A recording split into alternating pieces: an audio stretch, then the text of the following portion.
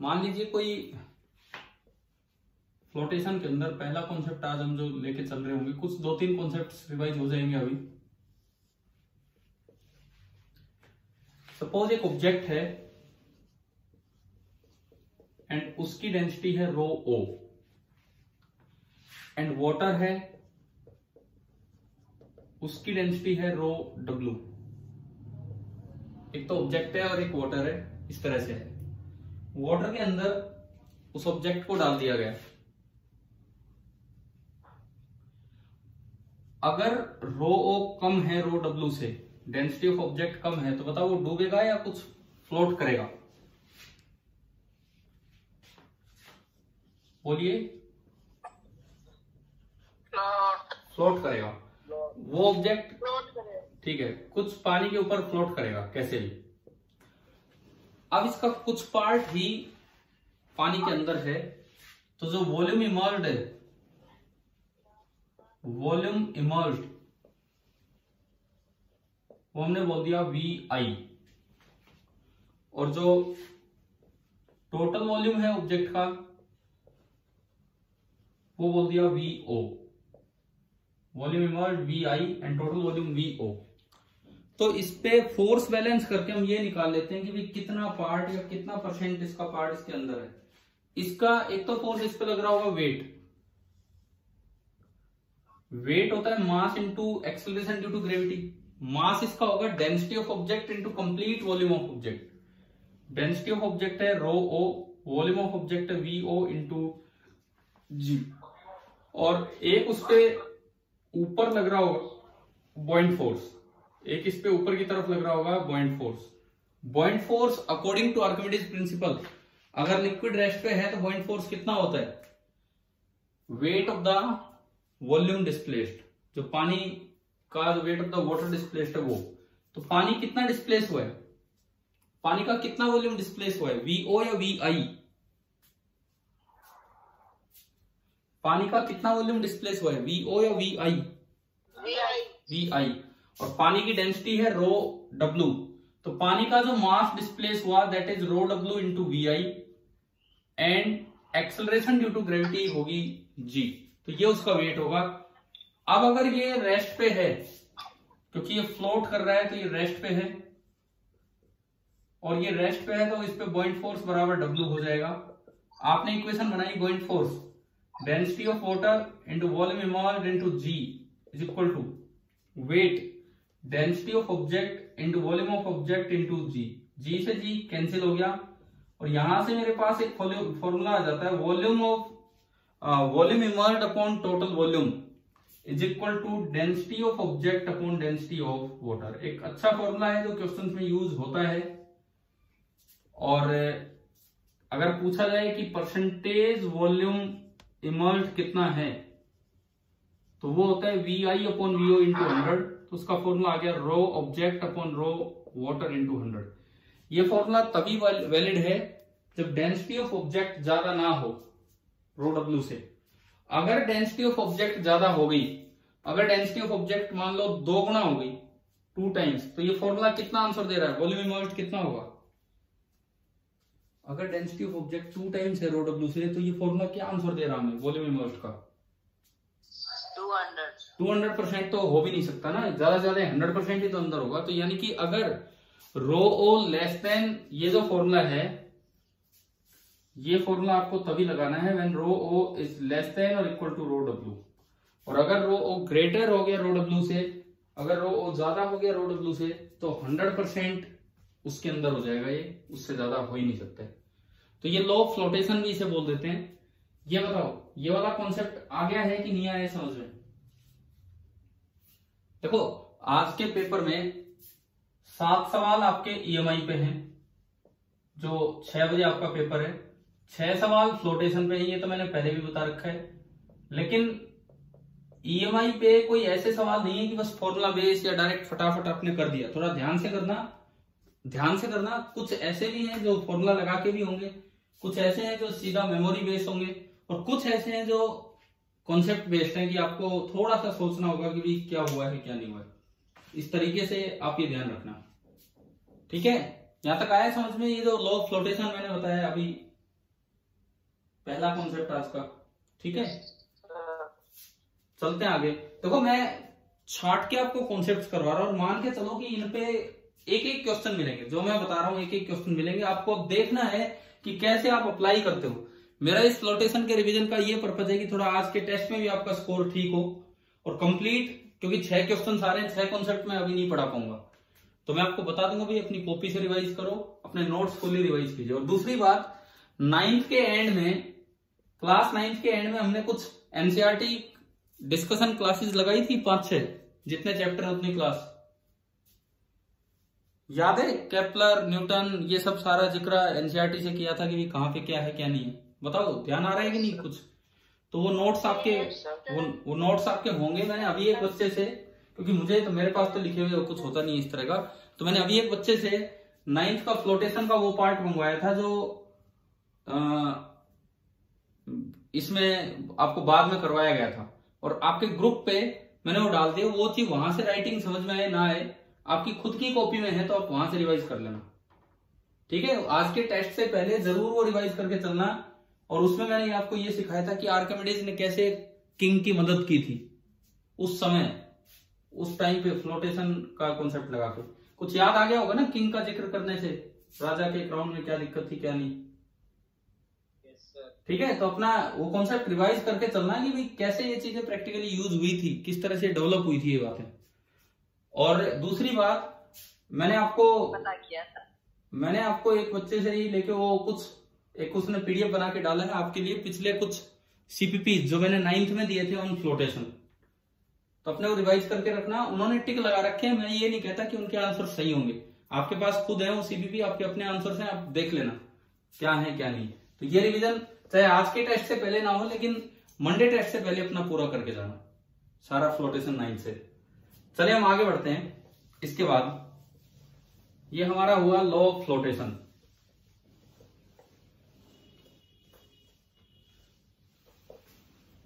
मैंने आपको 9th class में एक कॉन्सेप्ट पढ़ाया था, आज की इस क्लास का दूसरा कॉन्सेप्ट, हाइड्रोस्टेटिक पैराडॉक्स।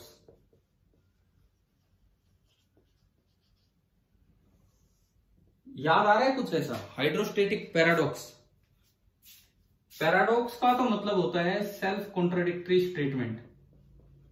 वो सही होती है, सेल्फ कॉन्ट्राडिक्टरी स्टेटमेंट का मतलब है वो स्टेटमेंट सही होगी लेकिन आपके दिमाग में खुद कॉन्ट्राडिक्शंस प्रोड्यूस हो जाएंगे कि यार ये कैसे सही है। हाइड्रोस्टेटिक पैराडॉक्स क्या था? कुछ हमने इस तरह के 3 कंटेनर्स लिए थे, 9th क्लास में करवाया होगा ये। एक ये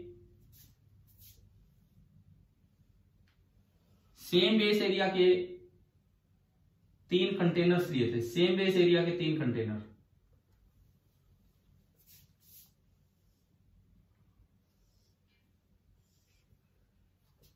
हाँ भाई देखो, अगर आपको याद आए कि हमने बेस एरिया तीनों का सेम लिया था ए, तीनों में सेम हाइट तक लिक्विड भरा था, बॉटम से सेम हाइट तक लिक्विड भरा था। इसमें भी एच,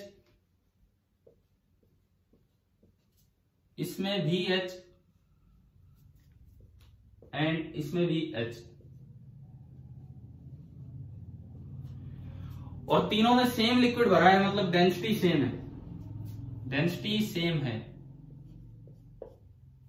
ये container number 1, container number 2, container number 3 तीनों ओपन टू एटमॉस्फेयर है। बताओ किसमें बेस एरिया पे प्रेशर ज्यादा होगा? इक्वल होगा। पहला सवाल, तीनों में P1, P2, P3 इक्वल होगा। चलो ठीक है, आपकी पहली बात सही है। क्यों इक्वल होगा?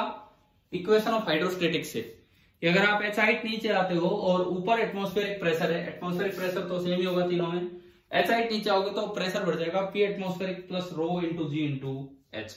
वो तब है जब डेंसिटी सेम हो। हमने आपके 9th में एक टेस्ट लिया था जिसमें कुछ डेंसिटी अलग कर दी थी, तो आपको थोड़ा सा ध्यान रखना होगा कि पेपर में क्या आ रहा है क्या नहीं आ रहा है, इस तरह से, ठीक है। एक क्वेश्चन तो आज हाइड्रोस्टेटिक पैराडॉक्स पे भी होगा, आपको अच्छे से समझना होगा क्या है क्या नहीं। अब देखिए तीनों में प्रेशर सेम है। अब मैं डेंसिटी चेंज अभी मैं नहीं कर रहा हूं, आप करेंगे अपने आप। सुनो, वो आपको करवाया हुआ एक सवाल, आपके एक टेस्ट था कोई 17-18 क्वेश्चंस का कोई HCV का ऑब्जेक्टिव फर्स्ट मैंने एज इट इज टेस्ट के रूप में लिए थे 9th में, तो उसमें था वो। चलिए अभी देखो सुनो भैया, मैं आपका इस 40 मिनट की क्लास में आपका थोड़ा ध्यान ले जाना चाह रहा हूँ कई टॉपिक्स की तरफ जो आप खुद पढ़ेंगे, आपके पास आपकी कॉपी, आप उनमें से कवर करेंगे ये चीजें।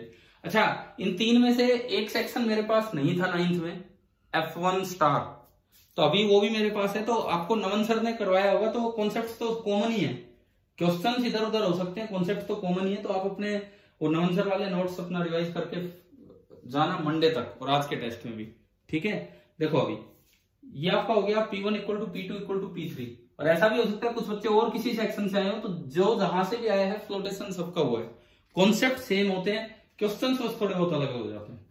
अब बताओ फोर्स ऑन द बेस किस पे ज्यादा होगा, किस में कम होगा? Force on the base, force on the base किस में ज्यादा होगा, किस में कम होगा?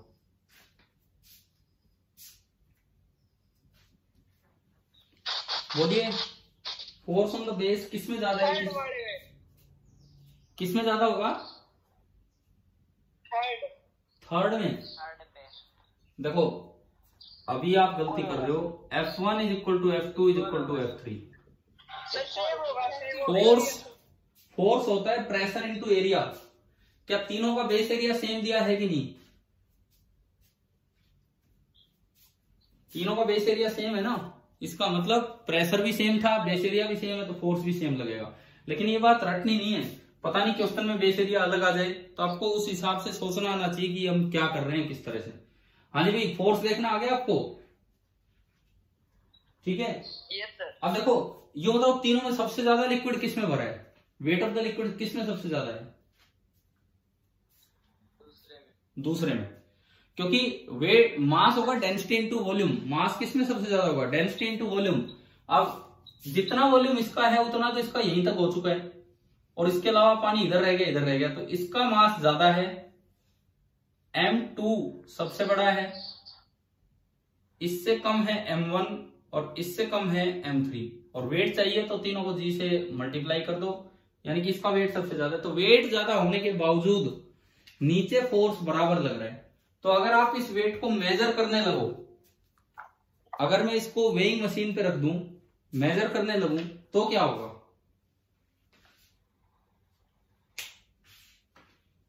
चलिए आप सोचना इस बारे में, मैंने आपको जस्ट एक, इसीलिए इसे पैराडॉक्स बोलते हैं कि इसमें कई बातें आमने सामने अपने आप आ जाती हैं कि भाई क्या होना है क्या नहीं होना है। चलें देखते हैं, अभी आगे बढ़ते हैं। मैंने अभी तक आपको 2 कॉन्सेप्ट्स आज दिए हैं, एक लॉ ऑफ फ्लोटेशन जिसमें वॉल्यूम इमर्ज का फॉर्मूला दिया, और दूसरा है आपका हाइड्रोस्टेटिक पैराडॉक्स। अच्छा, तीसरी बात, क्या हमने 9th में कभी सरफेस टेंशन वर्ड यूज किया है? शायद तो नहीं किया होगा। केमिस्ट्री में आया है? क्या होता है, क्या होती है सरफेस टेंशन? चलो कोई नहीं, आज का टेस्ट दे लो, उसके बाद एक क्लास में, अगली रिवीजन क्लास जो भी होगी फ्लोटेशन की, उसमें थोड़ा सा जिक्र कर देंगे, अभी कोई इतनी भी खास जरूरत नहीं है। देखते हैं, मैं आगे बढ़ता हूं। इसके बाद अब मैं बात करता हूं वाटर की डेंसिटी की, डेंसिटी ऑफ वाटर। ये आपको याद होना चाहिए। मान लो मैं डेंसिटी का ग्राफ बनाऊं, डेंसिटी का ग्राफ बनाऊं विद टेम्परेचर, तो किस टेम्परेचर पे वाटर की डेंसिटी मैक्सिमम होती है? 4 डिग्री सेल्सियस। 4 डिग्री सेल्सियस पे। यानी कि अगर आप ये डेंसिटी का ग्राफ बनाएंगे तो ये कुछ ऐसा जाएगा, और फिर ये डिक्रीज होता चलेगा। आपको अगर याद हो, क्लास में हमने वॉल्यूम का ग्राफ बना रखा था, क्लास में वॉल्यूम का ग्राफ बना रखा था, तो वो ऊपर से नीचे आके यूं गया होगा। तो डेंसिटी ज्यादा तभी होगी जब वॉल्यूम मिनिमम होगा, उस मास का वॉल्यूम मिनिमम होगा, क्योंकि डेंसिटी होती है मास अपॉन वॉल्यूम। तो इस तरह के क्वेश्चन, जैसे लास्ट टाइम मैं अगर आपको बताऊं, पिछली बार 10th में मैंने 10th नहीं पढ़ाई थी लास्ट टाइम, लेकिन उनके डाउट्स या लास्ट में इस तरह से कुछ क्लासेस ली थी फॉर एनटीएससी, तो उनमें 2-3 कॉन्सेप्ट जो रिवाइज करवाए थे, जैसे ये वाला भी रिवाइज करवाया था, और इस पे एनटीएससी में क्वेश्चन आ भी गया था, उसी साल आ गया था, और आपको वो सीपीपी 16 के रूप में दे रखा, आज वो डाल भी दिया गया दोबारा से आपके ग्रुप में, कि भाई अगर मान लो पानी है वो 3 डिग्री सेल्सियस से 4 डिग्री सेल्सियस की तरफ बढ़ा, तो उसके अंदर जो ऑब्जेक्ट पड़े थे उनका बॉइंट फोर्स बढ़ेगा कि कम होगा? बताओ। पानी के अंदर कुछ ऑब्जेक्ट थे, अगर पानी का टेम्परेचर 3 से 4 डिग्री की तरफ गया तो उसके अंदर बढ़ेगा, क्योंकि डेंसिटी बढ़ रही है। 3 से 4 की तरफ जाओगे तो डेंसिटी बढ़ रही है, और बॉइंट फोर्स का फॉर्मूला होता है density of water into volume immersed into G. तो ये बढ़ा तो बॉइंट फोर्स बढ़ा। अब आप 4 से 5 डिग्री की तरफ गए, 4 से 5 डिग्री की तरफ, तो अब क्या होगा? बॉइंट फोर्स घटेगा। ये मतलब पिछली बार ये लगा लो, पिछली साल जो एनटीएससी पेपर आया है, लगभग क्वेश्चंस उस तरह के आगे कि जो अनुमानित थे। हाँ, एक क्वेश्चन थोड़ा बड़ा आ गया था, जो 12th में हम सोचते थे आएगा, 10th में नहीं सोचते थे। वो आपको करवा दिया गया शायद, वो स्क्वायर वाला, वो इन रेजिस्टेंस वाला, नेटवर्क वाला, है ना। तो क्योंकि मेरे पास तो 10th थी भी नहीं, लेकिन मैंने 12th में करवाया था वो क्वेश्चन पिछली बार, बट बाद में आ गया एनटीएससी में। बाकी उसके अलावा, क्योंकि 10th में सोचा नहीं जाता कि इतना ऐसा भी सवाल आएगा, इसके अलावा तो बाकी सारे क्वेश्चंस लगभग पिछली साल तो ऐसे थे। लास्ट ईयर जब वो एनटीएससी हुआ, आपको याद होना चाहिए, 13 में से 8 सवाल तो 9th से थे, क्लास 9 से, और केवल 5 सवाल थे क्लास 10 से। और एनटीएससी पेपर फर्स्ट स्टेज होती है, अगले ही दिन मैंने आपको शायद वो सीपीपी 16 एक टेस्ट के रूप में लिया था, या पता नहीं क्लास में वैसे करवाया था, 8 क्वेश्चंस वाला। तो आपको ध्यान आ गया होगा किस तरह के क्वेश्चंस लास्ट ईयर आए हैं। ठीक है। अच्छा, इसके बाद देखते हैं ये effect of temperature on बॉइंट force on density of water, ये भी हमारा हो गया है। ठीक है। उसके बाद देखो, ये कॉन्सेप्ट आप खुद रिवाइज करेंगे तो एनसीईआरटी से आर्किमिडीज वाला कि किंग का क्राउन की उसमें मिस्टेक कैसे निकाली थी, उसने कॉपी में बहुत अच्छे से आपको लिखवा रखा है, ध्यान से आप पढ़ेंगे वो सारी बातें। अब एक दिन एक बच्चे ने एक सवाल पूछा था सैटेलाइट वाला, और वो आपके लास्ट ईयर एनटीएससी में भी आया था, और मैंने क्लास में करवा भी रखी हैं वो चीजें, कि अगर मान लो ये कोई कंटेनर है, इसके अंदर कोई लिक्विड फ्लोट कर रहा है, ना सॉरी लिक्विड है, और उसके अंदर कोई ऑब्जेक्ट फ्लोट कर रहा है, इस तरह का ऑब्जेक्ट फ्लोट कर रहे हैं यहां पे, और उसका जो वॉल्यूम इमर्ज्ड है, वॉल्यूम इनसाइड द लिक्विड है, वो है VI। अब ऐसे सवाल आते हैं कि अगर इस कंटेनर को एक्सेलरेट करवा दिया जाए, तो ये और ज्यादा पानी के अंदर जाएगा या कम पानी के अंदर जाएगा, या डिपेंड करेगा कि कितनी एक्सेलरेशन है? बताओ ये सब। इसका क्या आंसर था? पिछली बार करवा रखा है काम क्लास में, मैं अभी रिजल्ट की तरफ जा रहा हूं। उतना ही रहेगा, यानी कि रिजल्ट हमारा ये है कि जो वॉल्यूम इमर्ज्ड है, this is independent of acceleration of container. कई बार बच्चे गलती क्या कर जाते हैं, सुनो, नीचे इसका वेट और ऊपर लग रहा है बॉइंट फोर्स, और ये रुका हुआ है। अब उनको न्यूटन्स लॉ का वो याद आता है कि अगर ये कंटेनर ऊपर एक्सेलरेट करेगा तो वेट बढ़ जाएगा, अपेरेंट वेट, अगर नीचे एक्सेलरेट करेगा तो वेट कम हो जाएगा। तो उन्हें लगता है कि अगर वेट बढ़ गया तो ये कुछ पार्ट सिंक कर जाएगा, वेट कम हो गया तो कुछ पार्ट बाहर निकल जाएगा। इस तरह का कुछ भी नहीं है। आप अपने नोट्स देखेंगे, पूरा प्रूव करवा रखा है, ये क्वेश्चन भी वहां पे किसी सीपीपी में देके और फिर ये करवाया था। आप चाहे इसको सैटेलाइट में ले लो, सैटेलाइट में ऑर्बिटिंग अराउंड द अर्थ लो या फ्री फॉल लो, दोनों सेम होती है, क्योंकि दोनों में वेटलेस सिचुएशन होती है। चाहे बिल्कुल वेटलेस सिचुएशन हो जाओ due to acceleration of container, जो वॉल्यूम इमर्ज्ड है वो बिल्कुल सेम रहेगा। इसका कारण आप खुद डिटरमाइन करेंगे कि ऐसा क्यों है, आपके नोट्स में है। क्या ये सबको याद आ गया था ये वाला पॉइंट, ये जो पॉइंट है? Yes sir. ठीक है, ठीक है, ठीक है, ठीक है। अच्छा, इसके बाद देखिए आगे बढ़ते हम।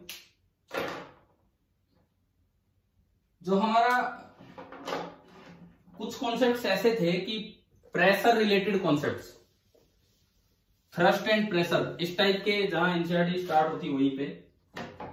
प्रेशर की अगर मैं बात करूं, प्रेशर का सिंपली फॉर्मूला क्या होता है? फोर्स कैसा भी फोर्स या फोर्स किसी डायरेक्शन में? Force perpendicular to the surface. हाँ, एफ परपेंडिकुलर अपॉन एरिया, और इस एफ परपेंडिकुलर को थ्रस्ट भी नाम दे रहे थे हम, याद है ना ये वर्ड? थ्रस्ट वर्ड याद आ रहा है? कुछ पढ़ा था कभी? Yes, sir. हाँ, तो ये परपेंडिकुलर कंपोनेंट जो था फोर्स का उसे थ्रस्ट भी नाम देते थे। जैसे सपोज कीजिए ये कोई सरफेस है, इसका एरिया है ए, और जो फोर्स लगाया जा रहा है वो ऐसे लगाया जा रहा है इस तरफ, और फोर्स वर्टिकल के साथ 30 डिग्री एंगल पे है। तो अब अगर यहां प्रेशर पूछा जाए इस सरफेस पे, तो एफ अपॉन ए होगा, या एफ कोस 30 अपॉन ए होगा, या एफ साइन 30 अपॉन ए होगा प्रेशर। F cos 30। हाँ, F perpendicular F cos 30 degree upon area, तो जो प्रेशर होगा that will be equal to F cos 30 √3/2 divide by A. यानी कि जो केवल परपेंडिकुलर कंपोनेंट है फोर्स का, वो काम आता है प्रेशर को डिटरमाइन करने में। अब जैसे स्कूल बैग होते हैं, ऐसे क्वेश्चंस किए होंगे 9th में, स्कूल बैग होते हैं उनकी स्ट्रिप्स थोड़ी वाइड क्यों रखी जाती है, या कैमल होता है वो आसानी से मिट्टी पे क्यों चल लेता है, या जो बिल्डिंग्स होते हैं उनकी फाउंडेशन थोड़ी चौड़ाई क्यों दी जाती, क्या रीजन क्या है इन सब का? एरिया ज्यादा करते हैं। हाँ, एरिया ज्यादा होगा तो उसी फोर्स की वजह से हमारे ऊपर ज्यादा प्रेशर फील हम नहीं कर पाएंगे। जैसे ऊंट चल रहा है रेत पे, तो चाहे ऊंट का वेट कुछ भी हो, उसके नीचे पंजों का एरिया ज्यादा होने से मिट्टी पे प्रेशर कम लगेगा, तो वो धसेगा नहीं उसका पांव, उसमें धस नहीं पाएगा, और इस वजह से वो चल पड़ता है वहां पे। अब जैसे मान लो चाकू से आपको कोई एप्पल काटना है, सेब काटना है, तो अगर वही फोर्स लगा रहे हैं, लेकिन आपका उसका नाइफ की जो स्ट्रिप है वो थोड़ी पतली होगी, मान लो आगे से ब्लेड की, तो एरिया कम होने से प्रेशर ज्यादा हो जाएगा और आसानी से वो चीज उसके अंदर चली जाएगी। चलिए ये बताओ, क्या फ्लोटेशन में कुछ बातें समझ में आई जो मैंने अभी बताई है? ठीक है, इसके अलावा आप कम से कम अपने नोट्स जरूर रिवाइज करके आना, फ्लोटेशन के जो नोट्स हैं वो वाला काम जरूर करना। अच्छा भाई, एक बच्चे ने ये आप में से कभी, आज नहीं, कुछ 4-5 दिन या 1 वीक पहले एक क्वेश्चन भेज रखा था, शायद ऑर्बिट सैटेलाइटिंग ऑर्बिट जो सैटेलाइट है ऑर्बिटिंग अराउंड द अर्थ, उस पे ये वाला, और ये अब नहीं, पिछले टेस्ट की बात है, जब हमारे टेस्ट के सिलेबस में तो था ग्रेविटेशन, लेकिन वो स्टूडेंट फ्लोटेशन का क्वेश्चन पूछ रहा था ग्रेविटेशन से रिलेट करके, परंतु वो वहां लेने की जरूरत नहीं थी। तो आज मैंने उसका जवाब तो दे दिया है, और उसका कारण आपकी कॉपी में है, उसका रीजन आपकी कॉपी में है, तो आप वहां से रिवाइज कर लेना। ध्यान रखना कि अगर किसी कंटेनर के अंदर लिक्विड है और उसके अंदर कोई भी फ्लोटिंग ऑब्जेक्ट है, तो अगर कंटेनर एक्सेलरेट भी कर जाए तो भी उसके वॉल्यूम इमर्ज पे कोई फर्क नहीं पड़ने वाला होता है। इसका रीजन आप खुद देखेंगे क्या है क्या नहीं। अच्छा, अब ये जो पार्ट है, आज के टेस्ट में फ्लोटेशन का ओनली आ रहा है हाइड्रोस्टेटिक्स, लेकिन आपको लास्ट टाइम पिछली साल हाइड्रोडायनेमिक्स भी थोड़ा बहुत पढ़ाया गया था क्या? बताओ। Yes sir. हाइड्रोडायनेमिक्स में मैं बताता हूँ, दो बातें थी, अगर कहीं जिक्र किया हो तो इक्वेशन ऑफ कॉन्टिन्यूटी बताई थी। Yes sir. A1V1 equal to A2V2, और दूसरी बात होती है बर्नौली थ्योरम। तो आज वाले टेस्ट में ये वाला पार्ट नहीं है, आज वाले टेस्ट में केवल हाइड्रोस्टेटिक्स है, और इसकी ठीक से तैयारी करके देना। टेस्ट का मन है कि नहीं? मन तो कर रहा होगा टेस्ट देने का। अरे बताओ कितना मूड है टेस्ट देने का? 13 नंबर का है, क्योंकि देखते हैं कोई बच्चा इतना स्कोर कर पाएगा कि नहीं, बिकॉज हम जो टेस्ट ले रहे हैं उसमें भी शायद इतना स्कोर हो नहीं रहा है। लास्ट टाइम जो टेस्ट लिया था चीटिंग करके कर देते हैं। अरे कैसे करो? चीटिंग करके कैसे कर दोगे? ये क्या मतलब है? कौन करता है चीटिंग करके? तो यूं तो फिर एक बात है, ये अभी जैसे किसी ने यही बोला है कि जो मुझे सुनाई दिया, चीटिंग का ही बोल रहे हो कुछ? एक मिनट दोबारा बोलो, क्या बोल रहे थे? चीटिंग का ही बोल रहे थे कुछ और? अरे कोई भी बोल रहा हूं मैं, नाम तो पूछ ही नहीं रहा। क्या चीटिंग के बारे में ही बोल रहे हो? तो ऐसा यार आप खुद अपने आप सिंसियरली पेपर दो। चीटिंग तो फिर आप वो आरपीएस वाला टेस्ट होता है उसमें भी कर सकते हैं, चीटिंग का तो कोई मतलब ही नहीं है। आप आरपीएस वाले टेस्ट में भी चीटिंग कर सकते हैं, जो उसका टेस्ट सीरीज का टेस्ट है।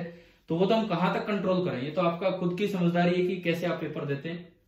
बाकी अगर क्वेश्चंस हैं तो मुझे लगता है कि चीटिंग इतनी ज्यादा नहीं हो पाती, क्योंकि आधी बार क्वेश्चन नए भी होते हैं, कुछ पुराने भी होते हैं, कुछ नए भी होते हैं। तो आपकी अपनी समझ है कि आप कैसे पेपर देते हो, किस तरीके से पेपर देते हो।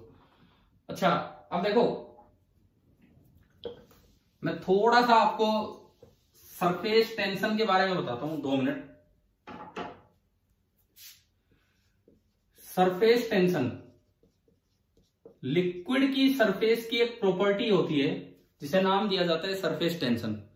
कोई भी लिक्विड है उसकी एक प्रॉपर्टी है जिसको नाम दिया जाता है सरफेस की प्रॉपर्टी, जिसको नाम दिया जाता है सरफेस टेंशन। और उसकी वजह से भैया मैसेज करना बंद करो बीच में। मैंने पहले भी बोला है कि बीच बीच में मैसेज मत करो, फिर मैं नाम लूंगा क्या फायदा है। बीच में कोई इस तरह के मैसेज ना करे, आपसी ही बातचीत चल रही है। जैसे कुछ देशों के प्रधानमंत्री आए हुए हैं, वो आपस में बात करने लग रहे हैं, इस तरह का काम हो रहा है। भैया आप as a student class attend कीजिए, इधर देखें। और ये आखिरी टाइम चल रहा है, वो मैसेज आ चुका था कि मीटिंग समाप्ति की तरफ है, आप देखिए अब इधर। सरफेस टेंशन क्या होती है? कोई भी लिक्विड उसकी सरफेस की एक प्रॉपर्टी होती है सरफेस टेंशन, एक खिंचाव सा बना रहता है जिसकी वजह से वो surface minimum surface area acquire करने की कोशिश करती है। आप ही बताओ, अगर एक लिक्विड ड्रॉप है, लिक्विड ड्रॉप की शेप आप कैसी बनाते हो? लिक्विड ड्रॉप की शेप आप कैसी बनाते हो? ट्रायंगुलर। ये कौन सी लिक्विड ड्रॉप होती है? ये कौन सी ट्रायंगुलर, कौन सी लिक्विड ड्रॉप होती है? लिक्विड ड्रॉप की शेप हमेशा हम कैसी बनाते हैं जब कुछ भी नहीं दे रखा हो तो? स्फेरिकल। तो स्फेरिकल बनाने का एक कारण है, मैथ्स हमें एक रिजल्ट देता है कि फॉर ए गिवन वॉल्यूम, पानी का अगर कुछ भी वॉल्यूम है ड्रॉप का, sphere occupies minimum surface area. तो स्फीयर बनेगा तो उसका सरफेस एरिया मिनिमम होगा, और due to the property of surface tension वो लिक्विड अपने मिनिमम सरफेस एरिया की तरफ चली जाती है। जैसे मान लो, इसका एक छोटा सा मैं एग्जांपल देता हूं आपको। ये एक फ्रेम है, एक रेक्टेंगुलर फ्रेम है। आपने इसको साबुन के पानी में डबो के और बाहर निकाल लिया, तो एक सॉफ्ट फिल्म बन जाएगी, बताओ। अगर आप इसको फ्रेम को, छोटा फ्रेम है, पानी में डबो के और बाहर निकालते तो बताओ एक फिल्म बनेगी कि नहीं, सॉफ्ट फिल्म, इसको ज्वाइन करते हुए। अरे बताओ, कुछ समझ में आ रहा है क्या बोल रहा हूं मैं? अगर मैं इस फ्रेम को मान लो एक हैंडल से पकड़ के, इस फ्रेम को एक हैंडल से पकड़ के सोप सॉल्यूशन में डुबो दूं, पानी झाग वाला पानी है, उसमें साबुन वाला पानी है, और फिर आप बाहर निकालेंगे तो क्या उसमें एक फिल्म बन जाती है कि नहीं? बच्चे कई बार उसमें फूंक मार के गुब्बारे फुलाते रहते हैं, बबल्स बनाते रहते हैं, देखा है कि नहीं वो अरेंजमेंट? तो एक फिल्म बन जाएगी, ठीक है। अब देखो, अब आप क्या करो, एक मैं छोटी सी एक्टिविटी बता रहा हूं आपको। एक धागा लो, सिंपल धागा, एक सर्कुलर सा धागा लो, मतलब बंधा हुआ आपस में यूं, उसको गीला कर लो, सूखा नहीं, उसको गीला कर लो। एक धागा लो, उसको गीला करके और इसके ऊपर डाल दो, तो धागा कैसी भी शेप में ऐसे पड़ा रहेगा। समझ में आया? तो धागा गीला कर दिया आपने, यहां पटका, तो कैसी भी शेप में ऐसे पड़ा रहेगा। अब आप क्या कीजिए, एक पिन लीजिए और यहां पे पिंच कर दीजिए, इसको पंक्चर कर दीजिए बीच वाले पार्ट को। जैसे आप इसको पंक्चर करेंगे तो यहां से फिल्म ब्रेक हो जाएगी, यहां से तो फिल्म ब्रेक हो जाएगी इसको पंक्चर करते ही, लेकिन बाहर वाली फिल्म अभी बची रहेगी। यहां से फिल्म ब्रेक हो जाएगी, बाहर वाली फिल्म अभी बची रहेगी। ड्यू टू सरफेस टेंशन वो बाहर वाली surface minimum surface area cover करना चाहेगी, तो मिनिमम कवर करने के लिए वो काफी छोटी हो जाएगी, और ये जो धागा है ये मैक्सिमम एरिया गेन कर जाएगा। और मैक्सिमम एरिया गेन करते हुए आज भी शायद मैं आपको सुबह बता रहा था ईएमआई में कि मैक्सिमम एरिया कब होता है फॉर ए गिवन लेंथ। क्या आज ईएमआई में जिक्र हुआ था ना, सर्कल। तो क्या होता है कि ये एरिया मैक्सिमम होगा सर्कल बनके, तो अपने आप ये जो एरिया है ये मिनिमम हो जाएगा। और ये एरिया मिनिमम होने का कारण क्या है कि surface tension of liquid, surface में खिंचाव है जिसकी वजह से ये liquid surface minimum surface area acquire करना चाहेगी। तो ये इसका रीजन है। ये एक एग्जांपल है कि भाई कैसे प्रैक्टिकली ये चीज यूज हो सकती है। ये चीज ईएमआई में भी यूज हो सकती है। ये चीज ईएमआई में भी यूज हो सकती है कि आपने एरिया चेंज कर दिया, यू पिंच करके इसको एरिया चेंज कर दिया। एरिया चेंज करने से फ्लक्स चेंज होता है कि नहीं बताओ? तो यहाँ कोई बी लगा रखा हो तो फ्लक्स चेंज हो। अच्छा आज सुबह सुनो, आज सुबह लास्ट के 5 मिनट या 2-3 मिनट वो कंप्लीट हो गई थी जूम मीटिंग। क्या आपने वो कंप्लीट कर लिया बाद में वीडियो लेक्चर से वो बचा हुआ पार्ट? Yes sir. देखो वो एक अच्छा केस था, मैं आपको बता देता हूं। जस्ट अभी भी इतना ही टाइम बचा है, बस ये आखिरी बात बता रहे हैं। वो सुबह जो मैं केस ले रहा था वो ये था कि मैंने बी की डायरेक्शन चेंज कर दी थी। मैंने बी की डायरेक्शन पहले 3 वार्ड लगा रखी थी, फिर ऐसे लगा दिया। ईएमआई का ये केस था और उसमें पहले ये किसी भी शेप में था, किसी भी शेप में था, और बोला कि इसकी शेप चेंज करके सर्कल बना दी। तो बताओ करंट कैसे आएगा, क्लॉकवाइज एंटी क्लॉकवाइज? क्या आंसर था उसका? क्या आंसर था अगर सुबह पढ़ा है तो? क्लॉकवाइज या एंटी क्लॉकवाइज बताइए आप एक बार। मैंने इसकी शेप यूं चेंज कर दी, इसको यूं खींच के सर्कल बना दिया, एरिया बढ़ा दिया इसका। तो इसमें करंट क्लॉकवाइज आएगा कि एंटी क्लॉकवाइज? अब बी तो अंदर तो है नहीं, बी अच्छा एंटी क्लॉकवाइज क्लॉकवाइज तो एंटी क्लॉकवाइज और क्लॉकवाइज तो तब आ रहा था जब बी अंदर था या बाहर था? एक मिनट मैं उनसे बात करता हूँ जो एंटी क्लॉकवाइज बोल रहे हैं। भाई सुनो, एंटी क्लॉकवाइज जो भैया बोल रहे हैं अपना नाम मत बनाओ, बताओ बस आप इधर सुनो, मेरे जवाब देना। जैसे ये बढ़ेगा, एरिया बढ़ रहा है कि कम हो रहा है? एरिया बढ़ रहा है, तो फ्लक्स बी ए कोस थीटा बढ़ेगा कि कम होगा? बढ़ेगा। फ्लक्स बढ़ेगा तो लेंज लॉ ने कहा कि बी इंड्यूस इस तरह आएगा कि फ्लक्स को कम करवाए। फ्लक्स को कम करवाने का मतलब है कि बी इंड्यूस की डायरेक्शन बी अप्लाइड से अपोजिट हो। बी इंड्यूस की डायरेक्शन बी अप्लाइड से अपोजिट हो, तो बी अप्लाइड उधर है तो बी इंड्यूस किधर होगा? लेफ्ट की तरफ। ये लो अपोजिट डायरेक्शन तो यही होगी, लेफ्ट की तरफ। बी इंड्यूस लेफ्ट की तरफ। अब आप क्लॉकवाइज करंट फ्लो करवाते हो तो बी इंड्यूस अंदर आएगा, एंटी क्लॉकवाइज करंट फ्लो करवा रहे तो बी इंड्यूस बाहर आएगा। फिर लेफ्ट की तरफ कैसे आएगा ये बताओ? नहीं आएगा। हाँ अब आप बोलो जो ये बोल रहे हैं नहीं आएगा। आप अपना नहीं आएगा सर। नहीं आएगा, क्यों नहीं आएगा? रीजन दो, कहाँ गलती की आपने? सर एरिया 90 डिग्री रहेगा तो cos 90 0। हाँ लाइन अंदर से नहीं जा रही। फील्ड लाइन ठीक है ठीक है, इधर सुनो, फाइनल सेम रहेगा। इधर सुनिए। एरिया चाहे बढ़ गया हो, एरिया चाहे बढ़ गया हो, लेकिन फ्लक्स सेम रहेगा, वो 0 ही रहना है। क्योंकि बी इधर है, एरिया परपेंडिकुलर है, तो जो फ्लक्स इनिशियल होगा वो होगा B into A initial into cos 90 degree 0। Flux final होगा B into A final into cos 90 degree 0। तो नो चेंज इन फ्लक्स, तो कोई ईएमआई नहीं होगा, तो कोई करंट नहीं आएगा। तो इस बात पे आपका ध्यान जाना चाहिए। सुबह ये जूम मीटिंग खत्म हो गई थी तो लास्ट पॉइंट में यही बता रहा था। क्या अभी समझ में आया कि नहीं आया? तो क्या दोबारा बोलो, क्या कह रहे हो? ठीक है सुनो, आप इस ट्रिक को बढ़ा रहे हो, इसका एरिया बढ़ा रहे हो। इसका एरिया किधर होगा? सरफेस के परपेंडिकुलर। वो चाहे अंदर मान लो कि बाहर मान लो, एक ही बात है। सरफेस के परपेंडिकुलर होगा तो बी के भी तो परपेंडिकुलर हो गया। एरिया और बी के बीच का एंगल कितना हो गया? 90 डिग्री। एरिया और बी के बीच का एंगल हो गया 90 डिग्री। इसका मतलब चाहे एरिया बढ़ता रहा हो लेकिन फ्लक्स में कोस थीटा आता है, कोस 90 आने से दोनों बार फ्लक्स 0 ही रहेगा। तो क्या फ्लक्स में कोई बदलाव हुआ है एरिया बढ़ने से? तो इसीलिए तो फ्लक्स में कोई चेंज ही नहीं हुआ, तो फैराडे लॉ कहता है कि भाई कोई ईएमएफ इंड्यूस नहीं होगा, इसमें कोई भी ईएमएफ इंड्यूस नहीं होगा। क्या ये पॉइंट समझ में आ गया है कि नहीं? तो ये एरिया चेंज करने का मैंने एक प्रैक्टिकल तरीका आपको बताया, सोप फिल्म बना के। सोप फिल्म बना के अगर आप बीच से पंक्चर कर देते हो तो एरिया अपने आप सर्कल में चला जाएगा, अगर बीच वाली लेयर को पंक्चर करते हो तो। अब आपको देखना है अगर बी ऐसे है, अगर बी ऐसे है तो कोई ईएमएफ इंड्यूस नहीं होगा, लेकिन अगर भी परपेंडिकुलर था तो ईएमएफ इंड्यूस होगा एरिया चेंज होने से। चलिए अब ठीक है, अब इस क्लास को हम बस टाइम होने वाला है, जस्ट 1-2 मिनट बचे होंगे, हो ही गए ऑलमोस्ट टाइम।